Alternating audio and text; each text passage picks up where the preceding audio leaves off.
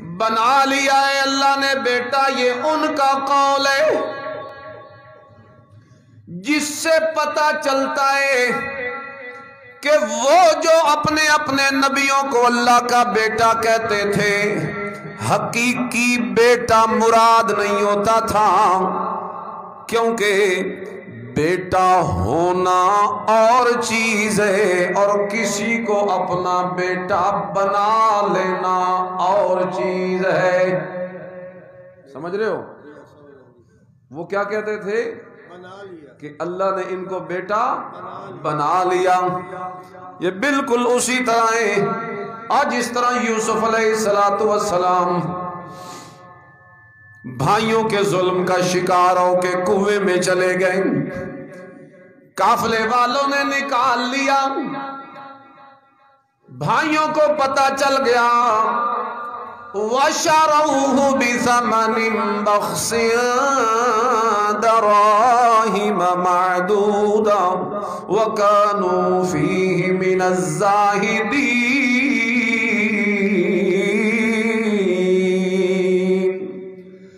بھائیوں نے کہا اب ان سے لے کے پھر ہم کہاں لے جائیں گے اس کو؟ اچھی بات ہے، کچھ نہ کچھ پیسہ ٹکا بھی مل جائے گا، یہی بیچ دو اس یوسف کو۔ چنانچہ انہوں نے انہی قافلے والوں کے ہاتھ کھوٹے سکوں میں اپنے بھائی یوسف کو بیچ دیا۔ یہ حسد کتنی بری بلا ہے۔ سگے بھائی اور چاند جیسے بھائی، قد اوتی شطرا من الحسن، جس کے حسن کو دیکھ کے میرا محمد بھی حیران رہ گیا صلی اللہ علیہ وسلم۔ ایسے بھائی کو پہلے کنویں میں ڈالا، پھر قافلے والوں کے ہاتھ بیچ دیا۔ خیر قافلہ مصر کا تھا، مصر میں اس نے آ کے اس غلام کو آگے بیچنا شروع کر دیا۔ بس جس وقت بولی لگی، اللہ کا قرآن کہتا ہے عزیز مصر جو تھا، مصر کا وزیر خزانہ، وہ بھی منڈی کے اندر گیا ہوا تھا۔ جس وقت اس کی بیوی زلیخا بھی اس کے ساتھ تھی اور وہ منڈی کے اندر دیکھ رہے تھے، بولیاں لگ رہی ہیں غلاموں کی، ایک طرف سے حضرت یوسف کی بھی بولی لگ رہی ہے۔ اس موقع پہ زلیخا نے کہا عزیز مصر اسے خرید لو، عسیٰ ينفعنا او نتخذہ ولدا، یہ ہمیں نفع دے گا، ہماری اولاد کوئی نہیں ہے، ہمارا بیٹا کوئی نہیں ہے، ہم اسے اپنا بیٹا بنا لیں گے۔ او نتخذہ، اتخاذ، بنا لیں گے۔ تو جب انہوں نے یوسف کو اپنا بیٹا بنا لیا تو کیا خیال ہے یوسف ان کا حقیقی بیٹا بنا؟ بولو، یا متبنا؟ تو یہ وہ ہے جس طرح انہوں نے بنا لیا، حقیقی نہیں تھا یوسف ان کا۔ اسی طریقے سے اللہ کہتے ہیں وَقَالُوا اتَّخَذَ اللَّهُ وَلَدًا سُبْحَانَهُ، اور انہوں نے بیٹا بنا لیا ہے اپنے اپنے نبیوں کو۔ کیوں بنایا ہے؟ ان کا اعتقاد یہ بنا، ان کا عقیدہ یہ بنا کہ اتنا بڑا نظام کائنات ہے، اتنا بڑا آسمان، اتنی بڑی زمین، اتنی بڑی مخلوقات، وہ اکیلا اللہ بھلا کیسے نظام چلا سکتا ہوگا؟ ان کے ذہن میں آیا کہ اللہ تعالیٰ نے اس کائنات کے نظام کو چلانے کے لیے اپنا کوئی نہ کوئی نائب بنایا ہے۔ چنانچہ وہ کہنے لگے ہمارے نبی سے بڑھ کے اور اچھا نائب کون ہو سکتا ہے؟ یہودیوں نے کہا نہیں، ہمارے نبی سے بڑھ کر اور کون اچھا نائب ہو سکتا ہے؟ اللہ اکبر کبیرہ۔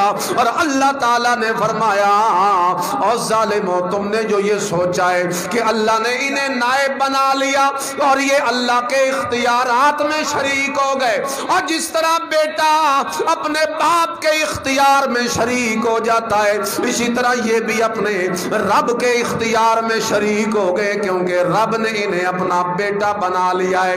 جس طرح بیٹا اپنے باپ سے منوا لیتا ہے، جس طرح بیٹا اپنے باپ پہ تھوڑا جبر بھی کر لیتا ہے، جس طرح بیٹا اپنے باپ سے ساری باتیں منوا لیتا ہے، اسی طریقے سے یہ بھی اللہ کے بیٹے ہیں کہ اللہ سے یہ باتیں منوا لیا کرتے ہیں۔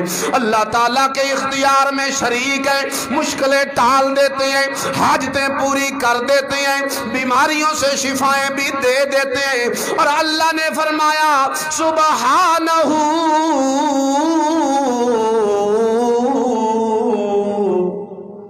سبحانہ سبحانہ۔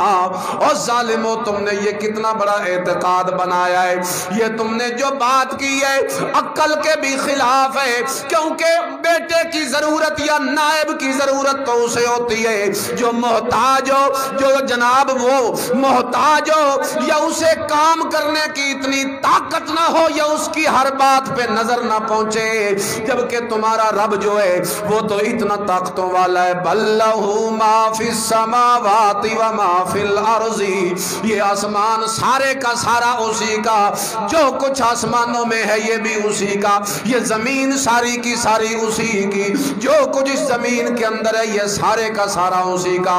کل لہ قانتون، جو کوئی آسمانوں کے اندر ہے وہ سب اسی کے آگے جھکنے والے۔ تو عیسیٰ بھی کہاں ہیں اب؟ حضرت عیسیٰ بھی اب کہاں ہیں؟ سارے بولے آسمانوں میں زندہ موجود ہیں، زندہ موجود ہیں۔ اور اللہ کہتے ہیں جو آسمانوں میں ہیں کل لہ قانتون، آسمانوں والے سارے کے سارے اسی کے آگے جھکتے رہتے ہیں۔ فرمایا جو خود اس کے آگے جھکے وہ اس کا بیٹا کیسے؟ جو خود اس کے آگے جھکتا رہتا ہے اور اس کا محتاج ہے وہ اس کا بیٹا بن سکتا ہے؟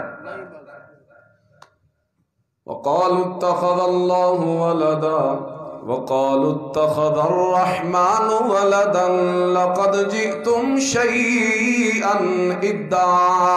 اللہ کہتے ہیں ظالموں تم نے جو یہ بات کی ہے، یہ اتنی سخت بات تم نے کی ہے، تَكَادُ السَّمَاوَاتُ يَتَفَطَّرْنَ مِنْهُ وَتَنشَقُّ الْأَرْضُ وَتَخِرُّ الْجِبَالُ هَدًّا أَن دَعَوْا لِلرَّحْمَنِ وَلَدًا۔ اگر آسمان کو احساس ہوتا تو پھٹ جاتا، ٹکڑے ٹکڑے ہو جاتا۔ اگر زمین کو اس بات کا احساس ہوتا تو وہ پھٹ جاتی، اور یہ پہاڑوں کو بھی اگر تمہارے سے شرکیہ جملے کا احساس ہو جاتا تو یہ پہاڑ بھی ریزہ ریزہ ہو کے گر پڑتے، ٹوٹ پھوٹ کا شکار ہو جاتے۔ یہ کتنی بڑی گالی تم نے اللہ کو دی ہے۔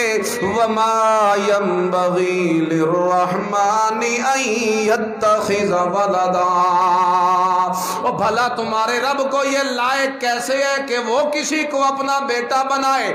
وہ کوئی محتاج ہوتا ہے جو بیٹے بناتا ہے؟ بلکہ تمہارا رب سبحانہ، اور تمہارا رب تو پاک ہے، وہ محتاجیوں سے بھی پاک ہے، وہ عیبوں سے بھی پاک ہے، وہ ریبوں سے بھی پاک ہے، وہ شریکوں سے بھی پاک ہے، وہ اونگ سے بھی پاک ہے، وہ نیند سے بھی پاک ہے، وہ تھکاوٹوں سے بھی پاک ہے، وہ اولادوں سے بھی پاک ہے، بیویوں سے بھی پاک ہے، اور بیٹوں سے بھی پاک ہے، اور وہ ہر قسم کے عیبوں سے اور ریبوں سے پاک ہے۔ جب وہ پاک ہے تو پھر اسے کسی کو بیٹا بنانے کی ضرورت؟ قل هو اللہ احد، بولو کیا ہے اللہ؟ اللہ نے جواب دیا، تم کہتے ہو تقسیم ہو گئی، اللہ ایک نہیں دو ہو گئے، تین ہو گئے۔ حضرت شاہ عبدالعزیز محدث دہلوی سب کو رحمہ اللہ فرماتے ہیں اللہ نے یہ نہیں فرمایا قل هو اللہ واحد، کہہ دو کہ اللہ واحد ہے، واحد کا معنی بھی ایک اور احد کا معنی بھی ایک، لیکن کیا ندرت ہے اس کلام میں اور کیا نکتہ چھپا ہے۔ اور واحد وہ ہوتا ہے جس کے اندر انقسام ہو جاتا ہے، تقسیم ہو جاتی ہے، اور احد آست کے اصلاً درو انقسام جاری نہ شود، اور عہد وہ ہوتا ہے جس کے اندر تقسیم نہیں کی جا سکتی۔ اللہ کہتے ہو، تم کہتے ہو کہ اللہ کی ذات میں تقسیم ہو گئی، میں لفظ بھی بول رہا ہوں جس لفظ میں تقسیم کبھی ہو ہی نہیں سکتی۔ قل هو اللہ احد، یعنی وہ ایسا ایک ہے جس کے ٹکڑے ہو سکتے، جس کی تقسیم ہو سکتی۔ آخری بات، وہ تو انہوں نے کہا عیسیٰ اللہ میں سے، یہودیوں نے کہا عزیر اللہ میں سے، مشرکین مکہ نے کہا فرشتے اللہ میں سے، پھر کسی نے کہا علی اللہ میں سے، اور ہمارے کہتے پھرتے ہیں نبی اللہ میں سے۔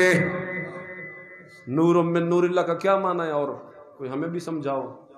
نور من نور اللہ، یہ نور کا ٹکڑا ہے، اللہ کے نور سے جدا ہوا ہے، اور یہ تو شرکیہ عقیدہ ہے۔